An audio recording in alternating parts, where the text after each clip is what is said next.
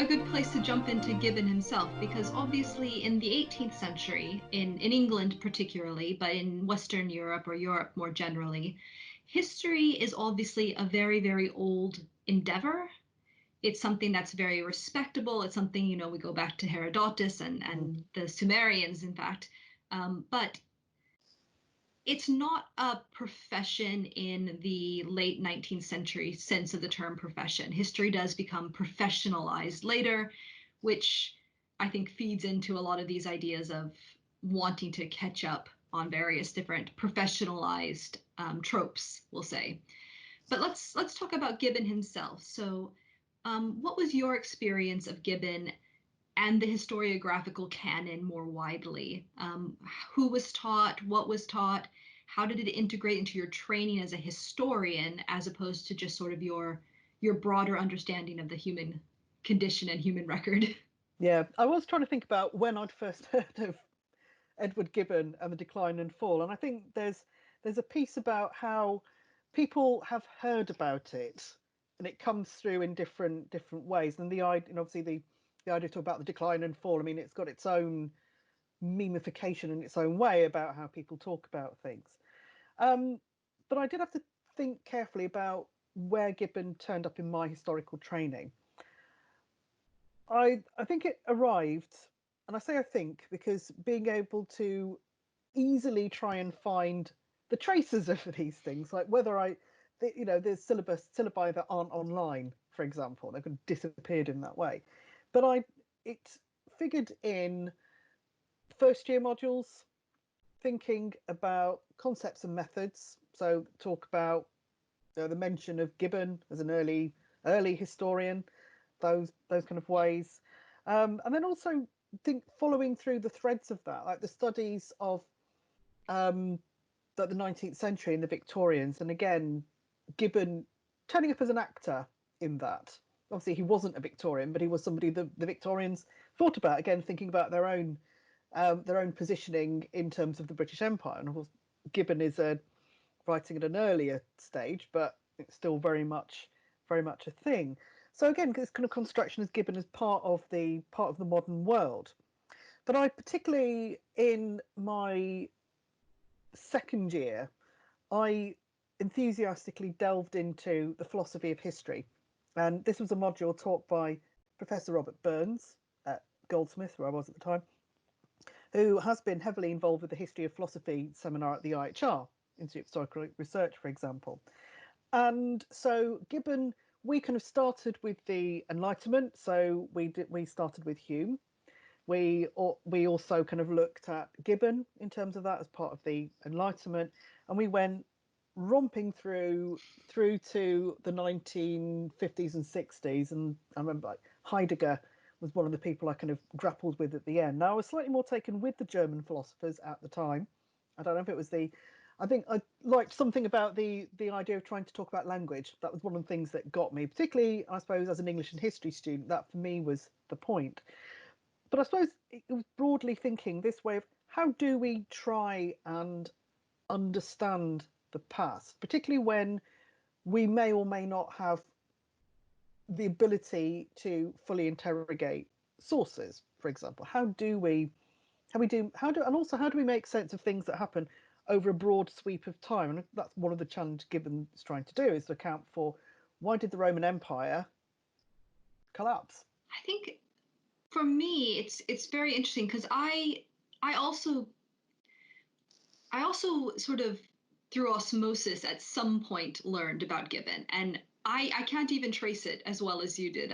He is somebody who was there in the background, was mentioned offhandedly in various other things I was reading, but because of the form of historiographical training I received, which was it's actually very strange. It was very much an Atlantic world history modules that I was taking. So you would think it would fit right in sort of the middle of that period. But I was focused very intensely on methodology and how that methodology could influence my work that I was doing as an undergraduate. And the idea of going back and reading something like Gibbon, who was on a period that I was not discussing at all. I was an early modernist. written by somebody who had been, superseded or discredited or, all of these other words that were quite in vogue at the time to talk about old historiography. There was, in fact, an idea that if something was written before 1980, it wasn't worth reading because surely it had been improved since then, which is a very odd idea to have for a historian. But when it comes to historiography, there was this idea that it was always being replaced and superseded. So why go back to the beginning? And I actually only sat down to read Gibbon during my sabbatical a few years ago. And I actually had a very difficult time getting a hold of a copy of Gibbon in its full form. And the purchases that I could make were all abridged copies of his volumes. And I actually had to go to Project Gutenberg and read the plain text file in order to actually get the full version of it. So it's sort of strange that it's no longer part of training in the same way as a historiographical text that it possibly was for the Victorians, like you're saying. So you're getting it through their experience of learning it. Do you feel like the historiographical canon itself, of which Gibbon is an important part, at least for the English speaking world, is something that could be reintegrated, should be reintegrated, something that people should come to of their own accord, that will get more out of it that way? And I suppose my thoughts on this in some ways come, I think, from greater exposure to a social sciences tradition. Now, it's not the case that, say, sociologists start with Ranker every time and work backwards, but I suppose being more exposed to a distinct literature review tradition, which, you know, historians do literature reviews. We do them in a different way. We don't do systematic literature reviews in the way that other social scientists might, quite the same way. But there's a point that, I mean, the idea that, the newest is the best because everything else is old and is gone, we can throw it away. But there is that importance in kind of thinking about, well, what was this person trying to say? What kind of conversation does this open up?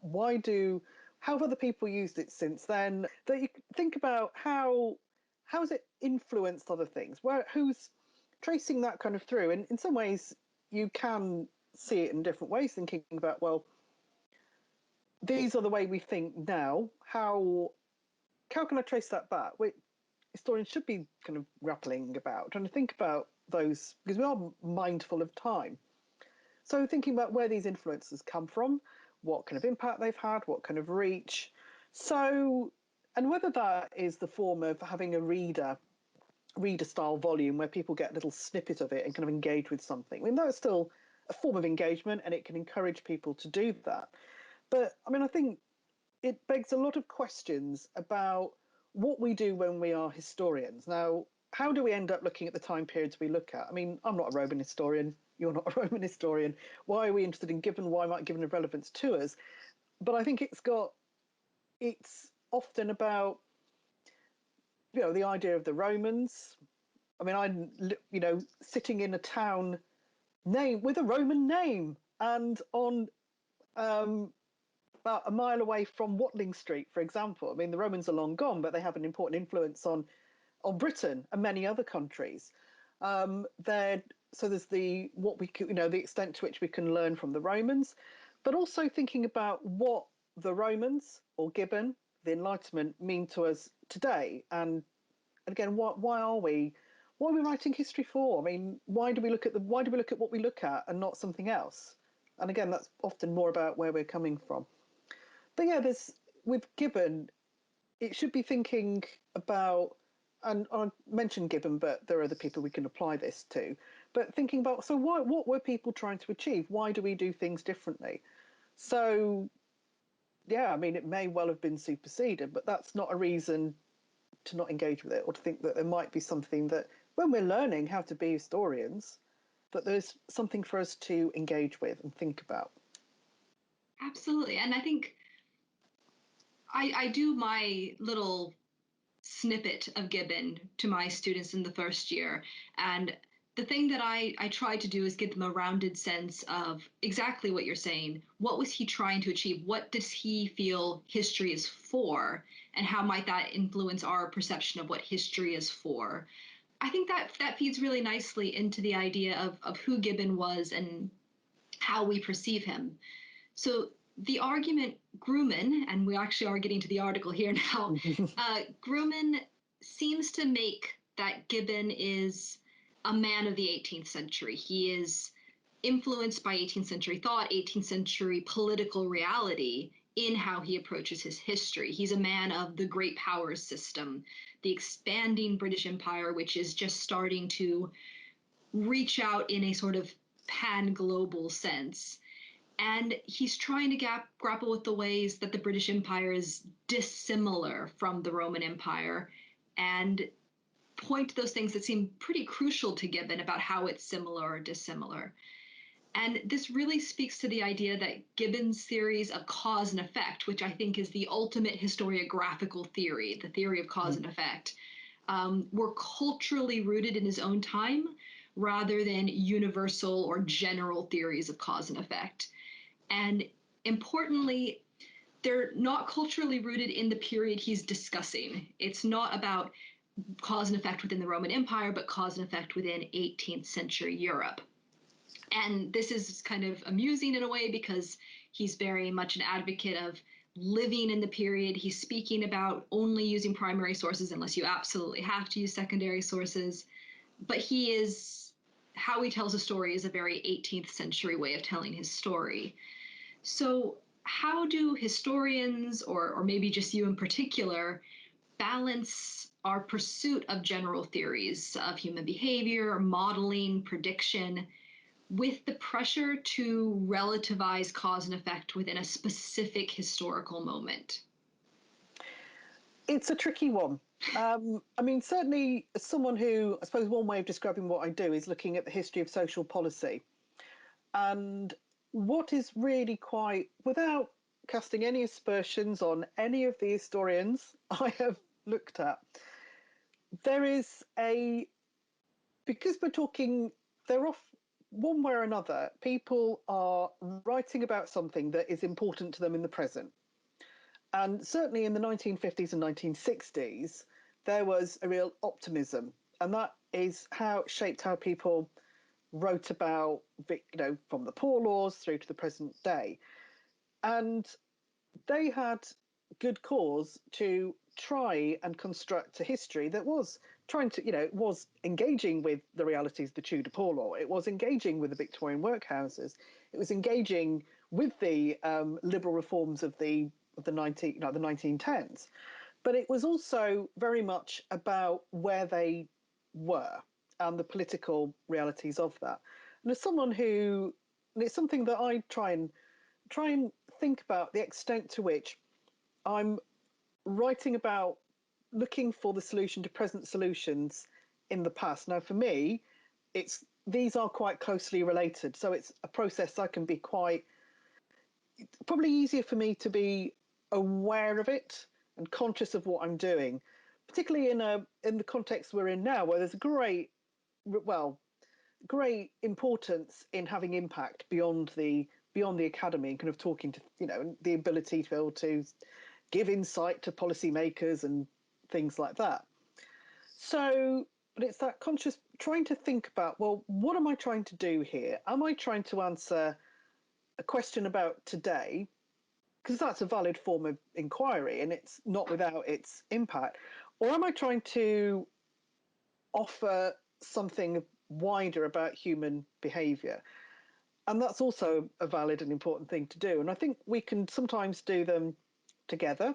Sometimes we have to do them separately. And so Gibbon is in some ways obviously trying to immerse himself, but he's also grappling with, I mean, of course, he's a little bit before Napoleon, of course, writing this. And again, I suppose another kind of form of European empire that kind of moves around, takes over Europe and has, in some ways a unifying effect with, certain kinds of things like metric system and things like that. Yes, it's like, I suppose it raises this question, like, even how far are we aware about whether we are writing about our present day? How far we can actually detach ourselves from that? And I suppose this question about trying to test what is universal, I think in another way, looking at Gibbon, trying to trying to make sense of the 18th century through the Romans, which is one of the things that he's doing. But there's quite a lot that I found within Grumman, talking about Gibbon, that relates a lot of things that I grapple with in terms of thinking about citizenship. And so that's sometimes where the universal comes through, these kind of ideas of cause and effect. I don't have the same opinions as Gibbon on militarism, for example, but that's where the universal points come through. And I think it's when you embrace the fact that people are writing of their time, that's quite a big how far we can really extrapolate ourselves from the here and now and the pressures on us is a that's a big philosophical question in itself. But yeah, for me, it's that kind of point of how do we step back from where we are, and I suppose for me as someone who again going back to the history of social policy, where there's also quite there's that point where my colleagues in sociology, in particular, and social policy, start appearing as historical actors for me, which is quite entertaining. Working, particularly when I've been again looking at legal advice, kind of thinking about the 1960s and the 1970s, and that's when some of my colleagues who are just now retiring were starting. You know, they were involved in those kind of circles. That's their. It's when they were kind of finding themselves.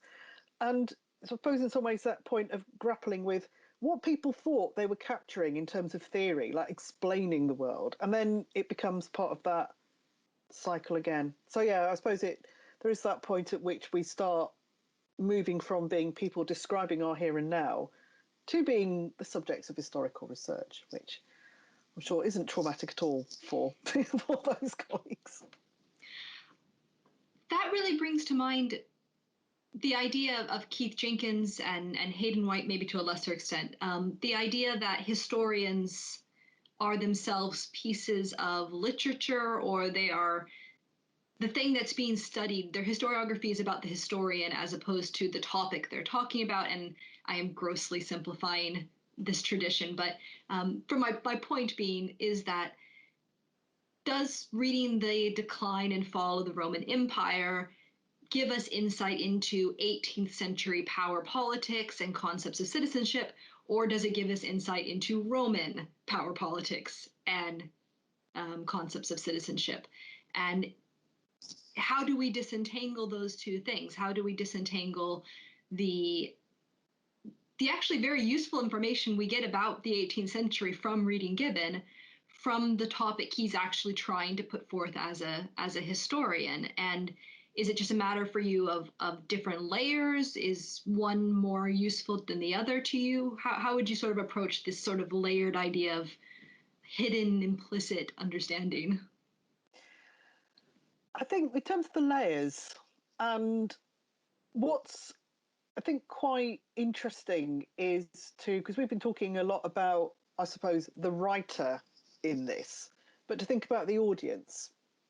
So or the audience, the readers, the people for whom this would be something that they would read and engage with. And obviously that's us in 2020. But it would also be other 18th century people who, why would they be reading? Why would they be interested in the decline and fall of the Roman Empire? Well, there's a huge amount in which we talk about the Renaissance, the Enlightenment, their desire to know and think perhaps what their purposes might be. I mean, if we're writing a book in 2020, we put together a book proposal, we talk about our audiences, who it'll be useful for, we think about what our contribution is. But in some ways, I was thinking about purposes as an interesting one. Now, I would imagine if we're trying to work out what 18th century readers might have thought of Gibbon, that is not not something I, as a 20th century historian, are in a position to kind of, sort of say, well, we should do this, that, and the other. But I suppose it's kind of thinking, well, what are the purposes? Who would read this? What would they gain from it? And some of those readers would have been looking to know about Rome because they were interested in Rome, and others would have been looking for that. What can I learn from the Romans? What can I learn about statecraft? And if you think about how, I mean, Sun Tzu and Machiavelli still are Hmm. gleaned in often quite cliched ways in terms of thinking about management, leadership, politics, and things like that. So we still have that kind of desire to kind of learn from the past, and that can be about historical writing about another period. And again, I suppose it's trying to tease those through. And when we're dealing with the text in particular, so moving back to the text itself, for me, I think it's that kind of approach of thinking about, well, in this particular text, what's the layer that I'm looking at here? Is it, what I suppose, what are the conclusions that Gibbon is making? Is this, are we having warnings about, for example, standing armies? Well, that's relevant in the context of Rome, but it's also relevant to conversations about how you recruit an army or a navy, well, more navy in this context in the late 18th century. And so there's a bit of both, and I think it's that kind of ability to be aware of the layers and to think about what's being said. And I think it's something we also do as historians ourselves. We, whatever period we're looking at, there's that point of, are we really talking about readers in the present here? How far are we talking about just about Rome or whatever it is that we're looking at? And I feel like in the past few years, for me especially, I have been trying to look at a lot of these historians in that way. So of what are they trying to explain, what are they trying to understand, and what wider connections can I come to? And the thing I have to keep reminding myself as sort of a check against that is, I guess, believing in, with good faith, the idea of reading these works. So I'm taken to the idea of Herodotus and Plutarch. So Herodotus, father of history, Plutarch referring to him as the father of lies, because he was insufficiently patriotic, I guess, or he didn't have perfect knowledge of all the things he spoke about. And the kind of humbling thing I have to remember about that is that although many of the Romans and Roman historians, Roman geographers laughed at Herodotus and some of his conclusions and said, oh, that's clearly nonsense. Someone was pulling his leg in Egypt. 2,000 years later, he's proven to be right. A lot of these things that he said that people said, oh, that's nonsense, that couldn't possibly be true, we have found archaeological evidence for, we found linguistic evidence for. Mm. Um, so when I look at Gibbon, I do want to pull out these greater ideas of statecraft, these greater ideas of human reaction, human conception of identity. But I also want to remember that Gibbon put a lot of work into his 2 volumes of the Fall and Decline, and there's a lot of information in there that I should not dismiss as accurate and useful information about the Roman Empire. And I think that's a good lesson, that there are these multiple layers for me, anyways.